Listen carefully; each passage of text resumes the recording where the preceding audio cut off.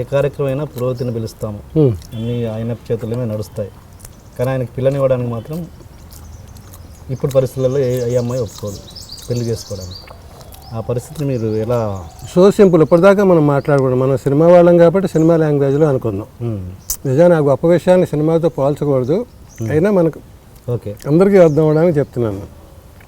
సినిమాలో cinema actor చాలా రేంజ్లో ఉంటాడు, పిల్లని ఇవ్వడానికి ఎంతమంది ముందుకు వస్తారు?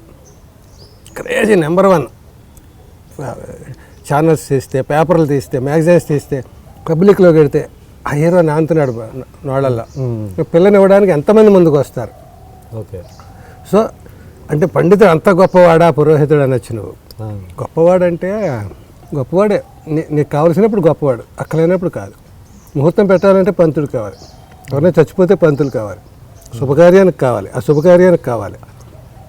అసలు ఆయన లేకుండా నేను నాటకంలో రాశాను, అసలు అందరూ బ్యామ్మర్లు అంటారు కానండి బాబు, తమరు లేకపోతే ఉపనయనం ఎలా జరుగుద్ది, ఓ పెళ్ళి ఎలా జరుగుద్ది, మరి ఓ సావు ఎలా జరుగుద్ది, శుభానికి మీరు కావాలి, అశుభానికి మీరు కావాలి, ఇలా ఏదో చెప్తాడు అట్లా కామిక్గా. అట్లా అతని అవసరం వచ్చినప్పుడు అతను గొప్పయ్యా. నేను అనేది పంతులనే కాదు, ఎవడైనా నేను గడ్డం గీయించుకోవాలి, ఆ అవసరం వచ్చినప్పుడు వాడు గొప్పవాడు. ఇట్లా కుర్చీ కాలు ఇరిగిపోయింది పడిపోతున్నాం, కార్పెంటర్ గొప్పవాడు, రానంటే కాళ్ళు పట్టుకుని చేయించుకుంటాం. అన్నీ గొప్పవే. మనకి సందర్భం వచ్చింది కాబట్టి పంతుల గురించి మాట్లాడుకుంటున్నాం, కానీ ఏది గొప్ప కాదు చెప్పు. మా చిన్నప్పుడు ఒక పాఠం 4th క్లాసో 3rd క్లాసో, ఎవరు గొప్ప శరీర భాగాల్లో అందరూ కళ్ళు అన్నీ మేము గొప్ప అంది, ముక్కు అంది నేను గొప్ప అంది, నోరు నేను లేకుండా తినగలవా అంది. ఇలా అందరూ చూద్దాం ఎవరు గొప్ప తెలుసుకుందామని అందరూ ఎవరి పని వాళ్ళు చేయడం మానేశారు. మొత్తం నోరు నేను తిన్నంది, కడుపు మాడిపోతుంది, ఇంకోటి కళ్ళు నేను చూడమంది, అన్నం ఎక్కడ ఉందో తెలియట్లేదు. అందరూ కలిసి చివరికి ఏంటంటే నీతి, మోరల్ ఆఫ్ ది స్టోరీ అని మనవరాలు చదువుతుంటారు. అలాగా మోరల్ ఏంటంటే అందరూ గొప్పే, ఎవడు లేకపోయినా నడవదు పని. ఇది ఒక సిస్టమ్, చిన్న ప్లగ్ కరెంట్ కనెక్షన్ పోతే ఇంత సిస్టమ్ ఆగిపోతుందిగా. సో అట్లా ఒక మ్యూజికల్ ఆర్కెస్ట్రాలో దేని అందం దేని అవసరం దాందే. ఏది లేకపోయినా కూడా అది ఫుల్ ఆర్కెస్ట్రా కాదు, ఇలా ఠంగ్ ఠంగ్ రిథమిక్గా కొట్టే దాని దగ్గర నుంచి కీబోర్డ్ దగ్గర నుంచి అన్నీ ఇంపార్టెంటే. ఇంతమంది ఎందుకు ఒకటి చాలు కదా అనుకుంటాం, మనం అన్నీ కలిస్తే ఒక ఆర్కెస్ట్రా. పెళ్ళిలో అన్ని ఎందుకు పెట్టడం అంటాం, ఒకటి కాదు అన్నీ కలిస్తే భోజనం. ఓకే. ఇప్పుడు ఇంత నాన్నగారి దగ్గర నుంచి అంత నాలెడ్జ్ నుంచి ఆ నాలెడ్జ్ మీకు రచయిత కావడానికి ఏమో ఉపయోగపడిందా? అదేనా ఇన్ఫ్లుయెన్స్, అదే కారణం? అసలు ఒక రకంగా అస్సలు ఉపయోగపడలేదు, ఒక రకంగా మొత్తం ఉపయోగపడింది. ఎలాగంటే మా నాన్నగారు సరస్వతి పుత్రులు, నేను రాసే రచనలు కూడా సరస్వతి అనుగ్రహమే ఉండాలి. ఆ విద్య వేరు, ఈ విద్య వేరు. వాళ్ళు చదవాలన్నా సరస్వతి కావాలి, పిహెచ్డీ చేయాలన్నా సరస్వతి కావాలి, రెండు సరస్వతే. రేంజెస్ ఉంటాయి. సో వాళ్ళు చదివేవాడు నాకు సరస్వతి ఎక్కలేదంటే వాడు వాళ్ళే రావు.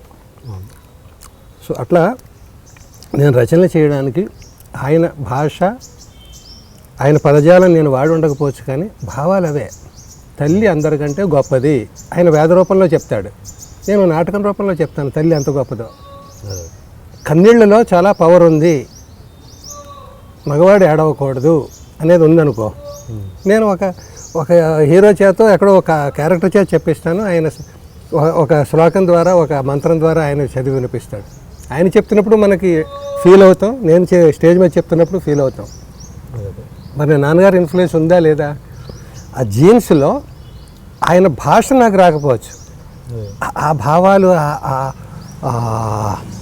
ఇవి అంటామే, అదే అరిషడ్ వర్గాలు, కామం, క్రోధం, మతం, ఇవన్నీ ఉంటాయే, ఇవన్నీ జీన్స్లో ఉంటాయి. ఆ జీన్స్లో వచ్చినవి అవి నాకు వచ్చినప్పుడు ఆయన పాండిత్యానికి ఒక రకంగా ఎక్స్పోజ్ అవుతాయి, నా పాండిత్యానికి ఒక రకంగా ఎక్స్పోజ్ అవుతాయి. అండ్ మీరు మరి మీ లైఫ్ చూస్తేనేమో కొంచెం ఎంతో కొంత పెయిన్ఫుల్లే లైఫ్నే మీరు అనుభవించారు. అలాంటిది ఆ బ్యాక్గ్రౌండ్ పెట్టుకొని మీరు అంటే ఎక్కువగా మీరు రాసిన సీరియస్ ఉన్నా కూడా కామెడీ అన్నది ఎక్కువ ప్రిఫరెన్స్ ఇచ్చారు మీరు. ఎలా అంటే మీ విషయంలోనే కదా, చాలామంది విషయంలో చాలామంది కమెడియన్ వాళ్ళ జీవితాలు కొంత విషాదంగానే ఉంటాయి. విషాదం మీన్స్ పెయిన్ఫుల్గా ఉంటాయి. దీనికి ఏంటి లాజిక్ అసలు? ఆది సినిమాలో డైలాగ్, అందరినీ గుడ్ మార్నింగ్ చెప్పమంటూ ఉంటాడు. Good morning, good morning, no punctuality, no sincerity, ఇంకా నో గుడ్ మార్నింగ్. అటు వెళ్ళిపోయే పిల్లల్ని అంటాడు, అటు చూసావు కదా పిల్లలు ఉన్నారని, ఇంకా నో గుడ్ మార్నింగ్ అంటాడు. గుడ్ మార్నింగ్ పిచ్చాడు వాడు. అవును. హీరో నా చేత 300 సార్లు గుడ్ మార్నింగ్ చెప్పిస్తాడు.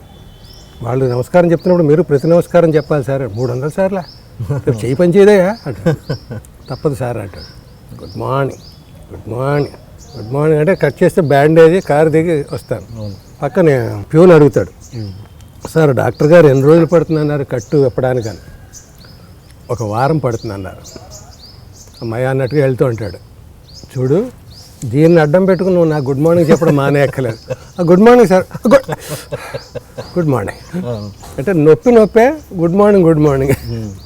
అలాగా పెయిన్లోంచి ఏదైనా వస్తుందయ్యా. ఆ సినిమాలో అంటాడు, చివరిలో వెళ్ళిపోతూ ఇయర్లీ ఎగ్జామ్స్ అయిపోతాయి, పిల్లలు వెండి ఏడిపించి ఆలీ బ్యాచ్ అందరూ వెళ్ళిపోతుంటే పిలుస్తాడు. పెద్ద బూస్ట్ గిఫ్ట్ సార్ మీకు, వెళ్తున్నాను సార్. బాగుందిరా మాట. జీవితంలో నవ్వు ఉండాలి కానీ జీవితం నవ్వుల పాలు అయిపోకూడదు అని ఒక చిన్న మాట చెప్పి పంపిస్తాడు. అట్లా జీవితంలో హాస్యం ఉండాలి. ఒక రకంగా నవ్వుల పాలు అయిపోయిన జీవితంలోంచి కూడా హాస్యం వస్తుంది.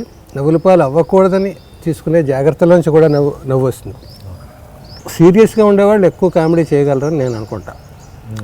మామూలుగా నోరిప్పితే ఒక బాడీ లాంగ్వేజ్ ఉంటుంది, దాన్ని చూడగానే నవ్వు వస్తుంది. వాడు చేసేది నేను ఆ కామెడీ కంటే గంభీరంగా ఉండి చేసే హాస్యం గొప్పదని నా ఫీలింగ్. ఎందుకంటే గంభీరంగా ఉండి చేసే దాంట్లో తూకం ఉంటుంది. ఎప్పుడు ఎంత సమయం సందర్భం అంటాం మనం. ఎప్పుడు నవ్వాలో ఎప్పుడు నవ్వకూడదో తెలిసిన వాడే వెజ్జుడు అంటాడు ముల్లపూడి వెంకటరమణ గారు. అలాగా ఎప్పుడు నవ్వించాలో ఎప్పుడు నవ్వించకూడదో కూడా తెలియాలి. అమ్మ శవాన్ని మోసుకెళ్తున్నప్పుడు ఎవడో ఆటోగ్రాఫ్ అడుగుతాడు. అది హాస్యమా ప్రసాదమా? నీకు హాస్యమా? నేను అడిగిన వాడికి హాస్యమా? ఒక కమెడియన్ కనిపించాడు, వాడు అప్పుడే కనిపించాడు. అమ్మ పోయిందా బిడ్డ పుట్టిందా వాడికి అనవసరం. ఎల్బీ శ్రీరామ్ కనిపించాడు. నేనేమో పంచి జారిపోతూ అమ్మ శవాన్ని మోసుకెళ్తూ నేను ఉంటాను తడి బట్టలతో వాటితో. వాడికి ఆటోగ్రాఫా గుడ్ మార్నింగ్, సార్ శ్రీరామ్ గారు ఇలా వచ్చారేంటి సార్, ఇలా వచ్చారేంటి శవం మోస్తుంటే. నా బాధ ఎలా ఉంటుంది, వాడి ఆనందం ఎలా ఉంటుంది, ఏది హాస్యం ఏది విషాదం. సో గుర్తుండాలంటే ఆ డెప్త్ ఉండాలి. ఆ డెప్త్ లేకుండా పైపోయిన ఏదో నవ్వించి ఇలా కితకితలు పెట్టేసి నవ్విస్తే అప్పుడే మర్చిపోతావు వెంటనే. ఎందుకు నువ్వు కితకితలు పెట్టావు, ఎందుకు నవ్వు. అందుకని పెద్ద వాళ్ళు అందరూ తీసుకో, ఎవరైనా కూడా వాళ్ళ జీవితం. చార్లీ చాప్లిన్ తీసుకో, లండన్ నగర్ ఫుట్పాత్ల మీద సెల్లు పడుకున్నాడు కప్పుకోవడానికి ఏం లేకుండా. అతను ఈ హాస్యాన్ని ఎలా పోలిస్తాడంటే, ఒక గొర్రెల మంద ఉంది, ఆ మందలోంచి ఒక మేక తప్పిపోయింది, చిన్న పిల్ల. మంద ఎటు వెళ్ళిపోయింది, ఇది వెతుక్కుంటుంది, బేర్ మ్యా మ్యా మ్యా అంటుంది. పిల్లలు ఇంకో పిల్లల గుంపు ఎదురయ్యారు. మేకరా పట్టు మేక. వీళ్ళకి ఆట, దానికి ప్రాణ భయం. ఆ భయంతో అటు గంతులేసి వాడి మీద పడితే వాడు నవ్వి పక్కవాడు నవ్వి వినోదం వాళ్ళకి. దానికి ప్రాణ భయం, అందులోంచి వచ్చే హాస్యం. అలాగే కూటికి తినడానికి తిండి లేక ఏదో పిచ్చి చేష్టలు చేస్తే అదే హాస్యం కింద మనకి కనిపిస్తుంది, వాడికి విషాదం అవుతుంది. అక్కడి నుంచి తీసుకుంటే అసలు భాష లేదు. చార్లీ చాప్లిన్ సైలెంట్లోంచి వచ్చాడు కదా, అక్కడి నుంచి తీసుకుంటే మనం విషాదం ఎక్కడుంది, హాస్యం ఎక్కడుంది, హాస్యంలో విషాదం ఉందా, విషాదంలో హాస్యం ఉందా, చూసే దృష్టిని బట్టి, సమయాన్ని బట్టి, దృష్టిని బట్టి. కాబట్టి కమింగ్ టు ది పాయింట్ స్ట్రైట్గా, సీరియస్గా ఉండేవాళ్ళు అందరూ రచనలు చేస్తారా, లేకపోతే రచనలకి సీరియస్గా ఉండేవాళ్ళందరూ కామెడీ రాస్తారా, లేకపోతే కామెడీ రాయాలంటే సీరియస్గా ఉండాలా? రెండోది కొంచెం అవసరం. కామెడీని కామెడీగా తీసుకోకూడదు, కామెడీని సీరియస్గా తీసుకోవాలి, అప్పుడే మంచి కామెడీ వస్తుంది. ఓకే, మీరు అన్నది ఇంకో విధంగా ఆలోచిస్తే, అంటే సీరియస్గా ఇమేజ్ ఉన్న వాళ్ళు కామెడీ చేస్తే బాగా పండుతుంది. సపోజ్ అమితాబ్ బచ్చన్ కామెడీ చేస్తే విపరీతంగా పండుతుంది. నేచురల్. రజనీకాంత్ చిరంజీవి గారు చేస్తే పండుద్ది, హుందాతనం ఉండి కామెడీ చేస్తే పండుద్ది. ఇదంతేనా మీరు చెప్పిన పాయింట్ కూడా అంతే?